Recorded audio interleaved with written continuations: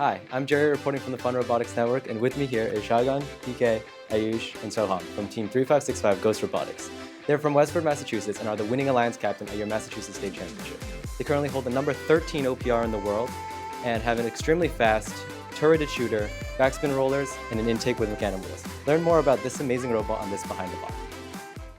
Okay, so starting from the ground up, how are you guys getting your artifact from the ground into the air?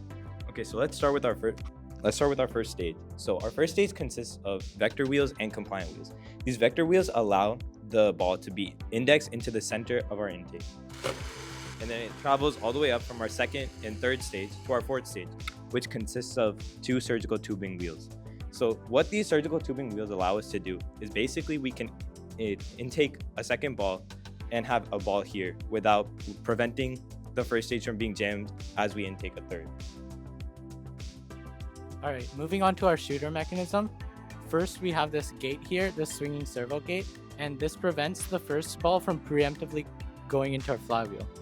Additionally, since we wanted to be able to shoot from anywhere in the field, we have a servo turret here with some servos which are one-to-one.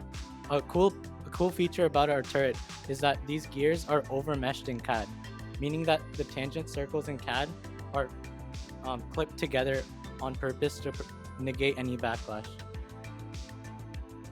Before we get to our next segment, we'd like to thank the following. True competitors know that every second counts. That's why Kettering University challenges you to dive in right away as a first-year student. Participating in robotics programs helps Kettering students secure a valuable co-op. Whatever your interests, Kettering gives you more space to work faster and win faster. Learn more at kettering.edu/first. AndyMark is your one-stop shop for all things FTC. Teams who are looking for inspiration in DECODE can check out AndyMark's Robits Core Kit and FTC Starter Bot, which are designed with usability and accessibility in mind. And check out some of their new components suitable for any FTC robot. Head on over to AndyMark.com to find solutions that fit your team. Sure, so I'm seeing that your intake is super fast. You want to talk a little bit about how you prototyped this intake geometry? I noticed there's several stages of wheels here. So do you want to talk a little bit about why you made that decision and what it's sort of done for you guys? So basically, I think the biggest part of our intake that we relied on for prototyping at least is this sprung arm part. So basically, because this is sprung, it can intake a ball and it has compression depending on, which gives it enough compression where there's no dead zone in between this stage and the second stage. Also, it only has one point of contact, which allows the ball to conform to, or which allows the intake to conform to the ball. And was this something you guys found out off the bat? Did you guys start the season with this, or was this something you sort of iterated on over time? So we had 6 iterations throughout the season, and we only really introduced this in our 4th. Originally, we just had intake rollers just on an axle without any sprung on. One of the biggest additions and iterations that really improved our intake a lot was pushing this first stage outside of the chassis. For the first couple iterations, it was pushed in and the chassis was flush with it. And pushing it out, what it allowed it to do is that the driver doesn't actually need to push into the ball that are stuck in a corner. It can just touch it and the vectoring just indexes it to the middle, and we can own that ball and have it in our ramp. And then so from the intake into how you guys shoot, you guys have insanely fast rapid fire. So is that a transfer power mechanism that's powered separately? Is that all in one system together? How does that work? We have a separately powered transfer system that runs off a bare motor. We have 32mm compliant wheels, the Grip Force Gecko wheels, and they run at 3,000 RPM.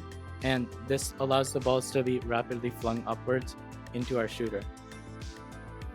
Sure. So now I guess going into your shooter, do you want to talk a little bit about what you guys have sort of gone for with the shooter design? I mean, I'm noticing you guys have these counter rollers and that it's pitched up on a hood. So do you want to talk a little bit about your shooter?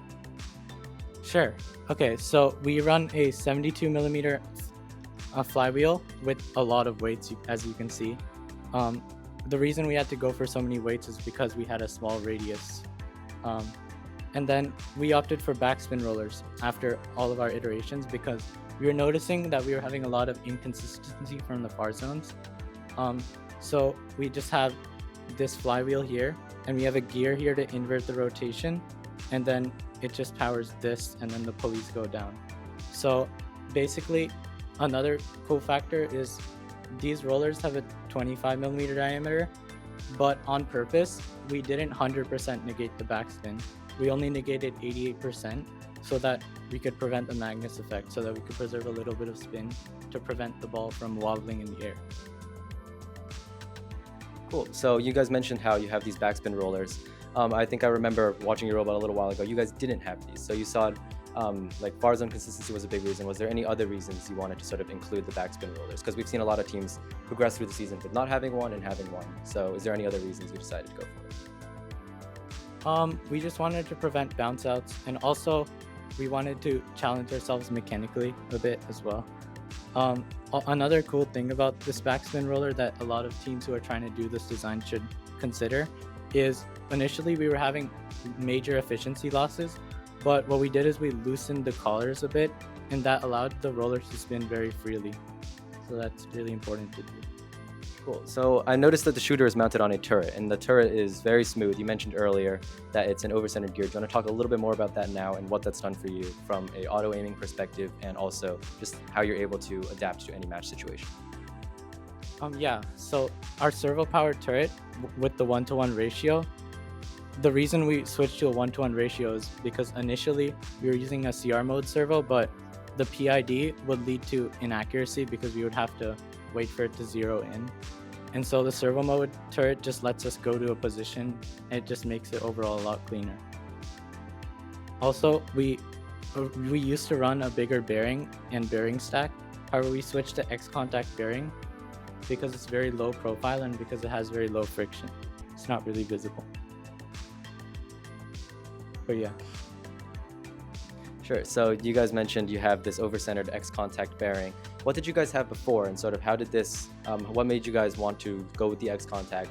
It looks very smooth, of course, during a match. So what prompted that decision, and did you guys ever consider using like a motor maybe for the turret? Earlier in the season, we had a motor for the turret. However, we realized that we wanted to utilize that motor towards separating our intake and transfer for that rapid fire. And also, we realized the servo could fulfill the role of the turret well enough. The reason we went for the X contact was because it's only like a 1/4 inch thick, and like the bearing we were using before was a lot thicker than that, and also heavy. And lastly, with the shooter, I just want to look at the turret really quick. I mean the hood really quickly. So you guys have these two herringbone gears. Is there a specific reason you choose to go for two here? How many servos is that powered by? And what sort of flexibility does that give you guys? Okay, so an interesting thing about the hood, the herringbone gears help negate some backlash from here. Our hood is powered with just one servo, one Axon Mini. It's powered 1-to-4. So we have it geared up and then geared back down for a 1-to-4 ratio so that we can do hood compensation and stuff. Another pro with this design, having it go to one axle and then to here, is it makes re-zeroing the servo really easy because all you have to do is slide this gear. Cool. And so transitioning away from the hood, you guys also have these really cool lights here. So do you want to talk a little bit about what those are for? Do you guys use them for driver signaling? Is there anything else with that? So we have 4 distance sensors, 2 in the bottom, 1 in the middle, and 1 in the top. And these 4 distance sensors help us know if we have 1, 2, or 3 balls in our intake.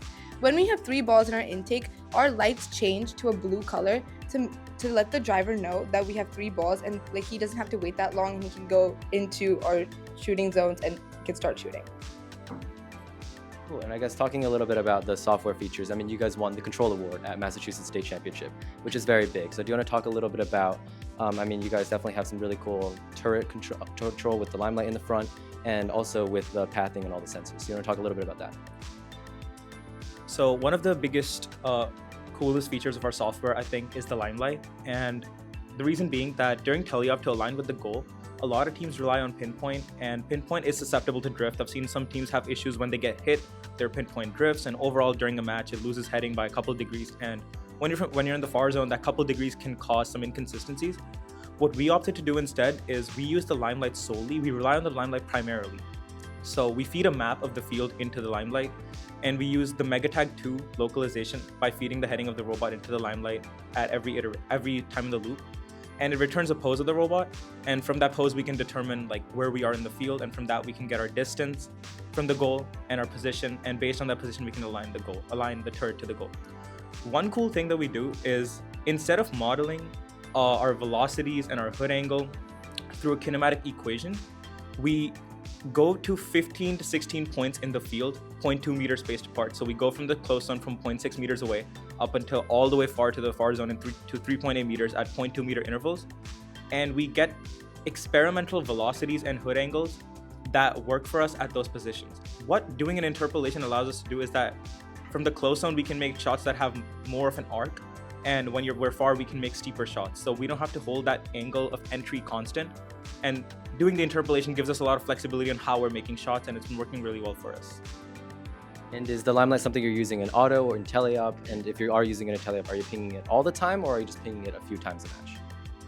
So during autonomous, we do not ping the Limelight at all. We go based off of our odometry, and we use just a little bit.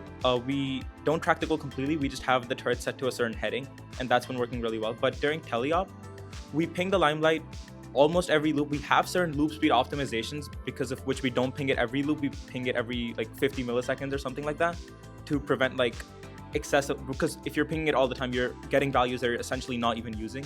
So to optimize that, we don't ping the Limelight as much. And we also implement some of that loop speed optimization for our pinpoint, any sensor that's on I2C. All of the I2C calls are made together in bulk every 50 milliseconds or so, and we play around with that delay to make it so that the loop speeds are up to par and where we want them to be.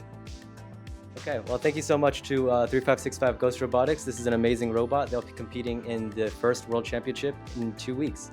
So we hope to see them there, and good luck the rest of the season. Thanks for watching. Don't forget to like, subscribe, and click the bell to stay up to date on future fun videos. AnyMark is your one-stop shop for all things FTC. Teams who are looking for inspiration in DECODE can check out AnyMark's Robits Core Kit and FTC Starter Bot, which are designed with usability and accessibility in mind. And check out some of their new components suitable for any FTC robot. Head on over to anymark.com to find solutions that fit your team. True competitors know that every second counts. That's why Kettering University challenges you to dive in right away as a first-year student. Participating in robotics programs helps Kettering students secure a valuable co-op. Whatever your interests, Kettering gives you more space to work faster and win faster. Learn more at kettering.edu/first.